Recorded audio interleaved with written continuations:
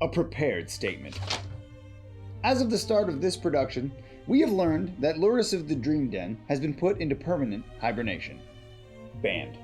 In both the Pioneer and Modern format. Now, in the interest of maintaining the integrity of our production, and also maintaining the construction of decks for which we shelled out a pretty penny, we have decided to leave those decks as is. Got a problem with that? Too bad. Take it up with somebody else. Quit whining. I mean, how good could the card really be? What does it do?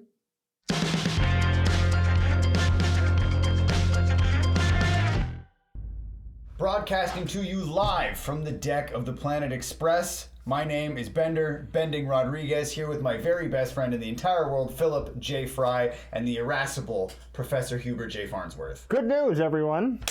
Good news indeed, because we are back with yet another episode of Modern Magic Mayhem. Magic the Gathering, Modern Mayhem. Magic the Gathering, Modern Mayhem. Give it a try.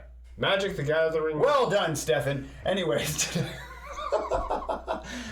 today is episode 3. Wait, it's episode, yeah. Each episode is in 2 parts. So this is 3A. So this is episode 3A? Yeah, well, 3, yeah. So this is 3 Alpha, and later we will put out 3... Soy Boy. What? Okay, so, yeah, that's what it is. It is a 32 deck single elimination challenge chosen from popular metas, and then we sort through the most winningest decks. I do all the research. Tedious. Hours of tedious work. One point of clarification too, because these will be released in 2022, we chose these decks in late 2021, September to be precise. If you're seeing us playing and there's some cards that you think maybe would go great with what we're playing, and the reason that we're not playing with them is just because we didn't have access to them then. So if you do see any opportunity for some new cards to fit into these decks later on down the road, just leave them in the comments for us. Oh my god, that's really smart. Because then we can just come back at a later date with these decks, but upgraded with new cards. Or if you see us playing with a card that got banned, I'm looking at you, Ragavan. We don't know if that's banned yet. What's Leave the them date alone. No, Okay. he's getting banned. If he says banned, I say Ragavan not banned. You're a Ragavan and you're a Raga not ban. I'm a Ragavan man. You're a Ragavan man, you're a Ragavan man. And I am a Ragacan man, because Ragavan can. He can. The fun part, which is totally not a scam, is that one lucky subscriber is going to win a paper copy of the winning deck. Although there's no real benefit for having watched from the beginning. Absolutely. And I hope that you do that. So as long as you watch your videos once, you have a chance to win something really fun. You don't even have to watch, basically. Just subscribe. Yeah, that's it. That's all we need. All of that important information having been said, let's get into the game. Let's spin the Bingo roller. bingo roller. I feel like I haven't said anything. You haven't. Do you want to say something?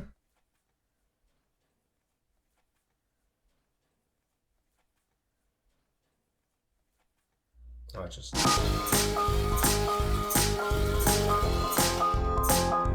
Number 3, I once planted a tree. Hey, buddy. Hey, buddy. We have asked Stefan to vacate premises for a moment. Halt Hammerzite, as we like to call it. Had I known that I was going to be getting this deck today, I would have brought hammer pants. A little Easter egg is that whenever we play, we never wear pants. It's true, we're Winnie Poohing it. Winnie Poohing it?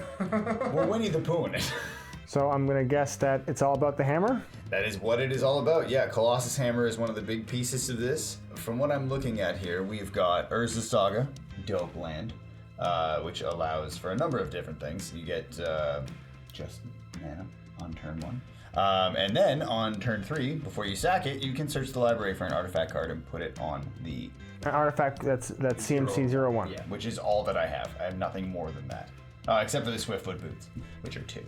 And then Sigarda's Aid, which will let me play artifacts, or play equipment rather, as though it had flash, and then as soon as it gets on the battlefield, I can automatically attach it. I have these really cool Inkmoth Nexus lands that allow me to transform my land into a 1/1 Blinkmoth artifact creature, which has flying, is still a land, and has infect. So if I can get that hammer on that guy, swing through for 11 infect damage, that's the game right there. And then we've got Lurrus as a deck companion. So this Lurrus has lifelink, and during each of my turns, I can cast 1 permanent spell with converted mana cost 2 or less from my graveyard. Springleaf Drum, I can use my creatures as mana. You know, a couple other pieces of equipment to get out and pull in with either the Stoneforge Mystic. You have one sorcery to the Steelshaper's Gift, which should actually fetch you a piece of equipment as well. Indeed. And then you equip it to those 0-cost creatures. Memnite, Ornithopter. So, so lots of ways to create mana out of creatures. Cheap creatures to play, free creatures to play, and then a lot of ways to sneak equipment out, attach it quickly, and swing through. So that's the plan. Yeah, basically just bludgeon Stefan to death. 27. See part 7 and 11. So I have played versions of Storm in Legacy, but basically, the Storm count is the number of spells that you played in a turn, and you're trying to get the Storm count up high enough that when you cast a card like Grape Shot, which has Storm, it deals 1 damage to any target, and then you get to copy it for whatever the Storm count is. Grape Shot's only doing 1, so you either have to get to 20 spells or get to 10 Storm, cast a Grape Shot, and then use your Past in Flames, which lets you cast cards from your graveyard. So that's the path to victory. And then you have cards like Goblin Electromancer and Baral Chief of Compliance that make instants and sorceries cost 1 less. Right, because the top 3 cards there that you have just mana generating cards. Yeah. All for 2, which have now been reduced by 1 generic. So they're all incredibly inexpensive, which net you more mana than you're spending to actually cast them. Exactly. So the Gifts Ungiven lets you look for any 4 cards with different names in your library. Your opponent chooses 2 of them to go into your hand and then 2 of them to go into your graveyard. But it's a trick, because any card that anybody picks is going to be beneficial for you, no matter what. Especially because of the Past in Flames. So if I'm missing a Past in Flames, I can find it. And then whether they give it to me in my hand or put it in my graveyard, it doesn't matter, because Past in Flames itself has flashback. This actually raises an interesting point about Magic and how it's often not just what's on the battlefield, it's what's in your hand and your opponent's hand, which is not information shared, and also what's in your graveyard. Mm-hmm. People, I think, new to the game don't consider as part of the game, because they feel as though it's outside the game, but it's just as integral. And speaking of outside the game, Wish is a sorcery that lets me find a card in my sideboard, which contains more Past in Flames, another Grape Shot, and sort of what you would call like Plan B, which is Empty the Warrens, which is putting 2 1/1 Goblin creature tokens into play with Storm. Like if you're just starting out, it's gonna look a little bit silly. Sometimes it can just go off on turn 3. Other times, you're opting and you're doing your Serum Visions and your Solundi Visions and you're digging to try and find all the pieces that you need. It's gonna be a question of, can I put my pieces together before Eric kills me?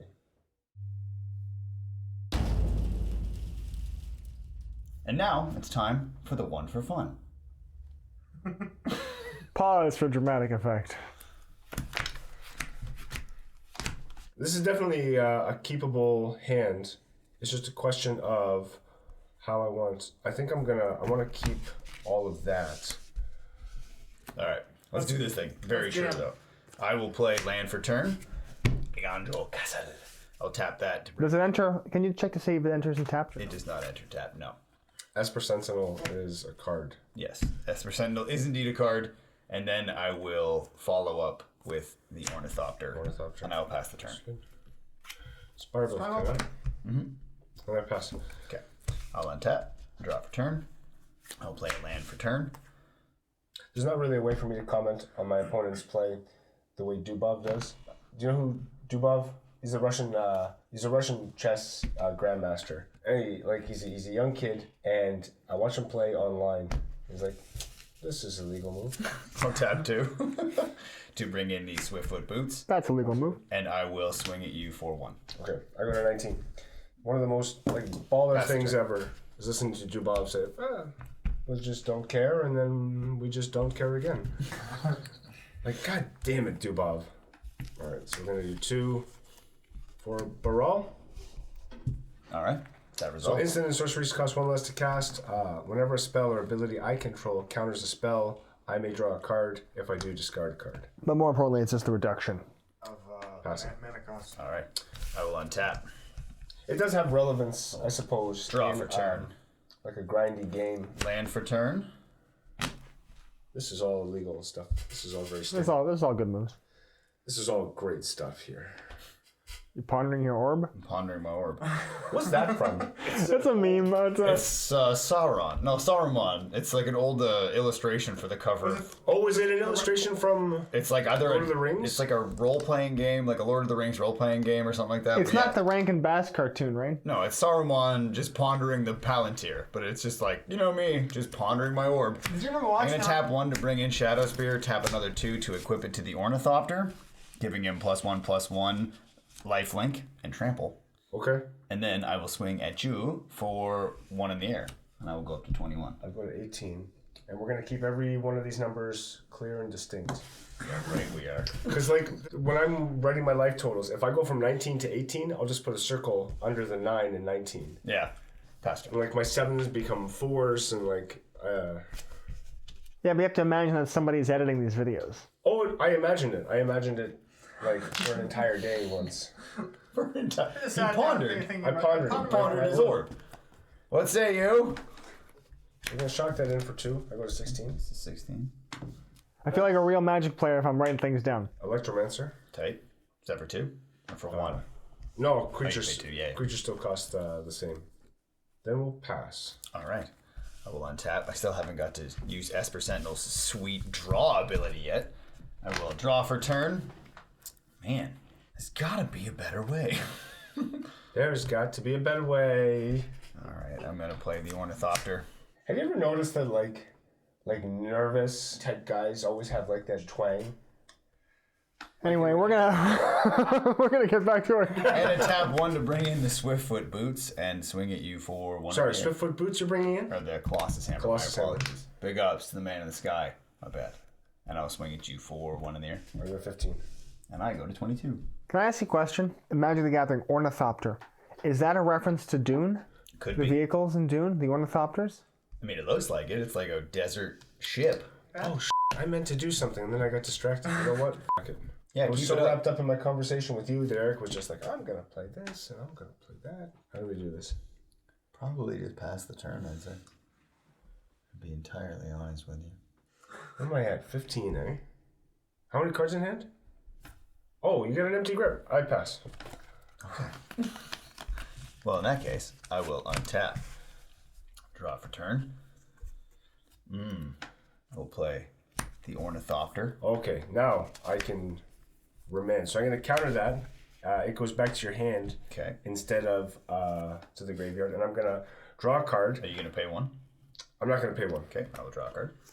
I'm going to draw a card from Remand, and then I'm going to draw a card from Baral, and then I will discard a card, which will be gifts. Tight.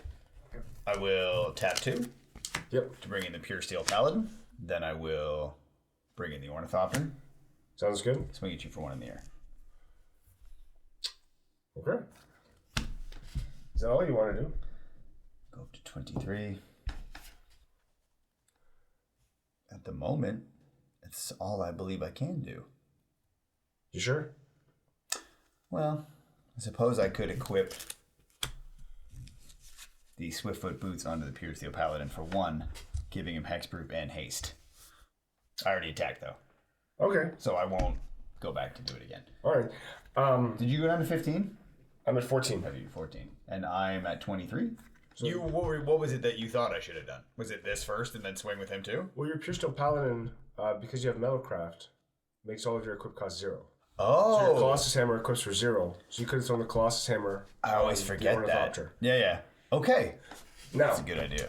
you weren't going to kill me this turn anyway. So I'm going to draw for my turn. Yeah. And I don't think that it's going to matter. I think I get there, Eric, on this turn. So Yeah? Get your tokens out. You have a storm count, You got the Sturm. your mana tokens. Let's see it happen. I always forget the fucking Metalcraft. Okay. I think that's why Puresteel Paladin is such an amazing card. So we're going to tap a red for our Metamorphose. That's going to give me a red and a blue. Watch and learn. My Storm Symbol. So we all just sort of leaned in because It's got the Draw a else to card for do. Metamorphose. I didn't play a land for turn yet, right? No. Did you play a card though? No, I did, yeah. So You Metamorphose. gonna pay 1? No, you draw a card. Sick.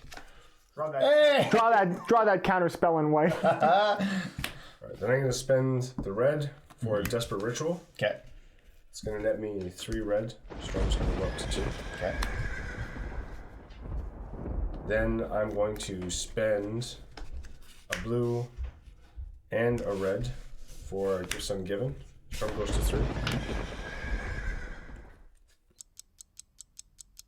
Alright, so you get to decide. You get 2 and 2 go in the graveyard. Yeah. Alright, so he's given me Grave Shot, Past in Flames, Desperate Ritual, and Pyretic Ritual. That's tough, man. I don't want to give you Past in Flames. If you don't give him Past in Flames, it goes into his graveyard and he can probably get it back with something else. Yeah, I know, but he's going to do that anyways. Graveyard, hand. You can cut if you want. So Yeah, I want. these guys go in my graveyard. These guys Still go in might my win hand. this thing. Alright, so this is it doesn't always make a difference, but sometimes your graveyard order makes a difference. So we'll keep that legit. Write that down. Spend a red. Cast Pyretic Ritual. Okay. Storm goes to 4. Okay. That generates me 3. Nets me 3, so I got a 4 red here. So we'll spend 1 for a Grape Shot. Storm goes to 5. That's my 5th spell, so 5 damage to you. Okay. So I'm down to 18. 18. Right. We will spend 1 and then 2 to cast a Past in Flame. Storm's at 6. Okay. So everything in my graveyard has flashback. Spend 1 here for a Manamorphose. Storm goes to 7. I get 1 and then 1. So that's exiled. Goddamn right it is. Draw a card. Want to see that exile pile getting pretty big. You hear me? We'll spend 1 for Pyretic Ritual. Mm-hmm. This goes to 4. Storm goes up another 1. Yeah, get her in there. We still might make it through this. Desperate Ritual. Spend 1 goes to 3. Suck. Plus 3 goes to 6. Storm goes up 1. Toe. Yeah.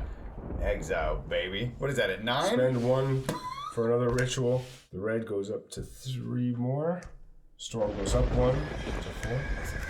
That's a lot of Storm's at 10? Storm's at 10. I did 5 damage. He's at 18, right? Yep. We'll spend 1. Storm goes to 11. We'll Grape Shot you for 11. For 11. I'm to 7. Then But we'll he's cast, still got 1 outside of the game, though. we'll cast a Wish Yeah. for 1. Storm goes to 12. Son of a bitch, you did it. And then we'll find from my sideboard Grape Shot For 12. for 13. For 13. I'm at -6. All right. So you win the 1 for fun. Oh, damn, that was only for fun, eh? Yeah, only for fun.